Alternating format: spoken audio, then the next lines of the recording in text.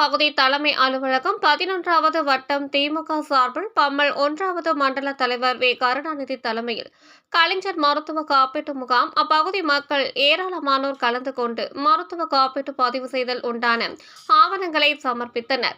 இந்நிகழ்ச்சியில் காஞ்சிபுரம் வடக்கு மாவட்ட ஆதி திராவிடர் நலக்குழு மாவட்ட துணை அமைப்பாளர் வே. க. தன்ராஜ், வட்ட செயலாளர் சாலா என்ற சுகுமாரன், இளைஞரணி துணை வட்ட அமைப்பாளர் சே. அமிதராஜ், அகிலன், ஆகாஷ், வினோத், ஜீவா, வட்ட துணை அமைப்பாளர்கள் பூவம்மாள், கணேசன் உள்ளிட்ட கழக நிர்வாகிகள் ஏராளமானோர் கலந்து கொண்டனர்.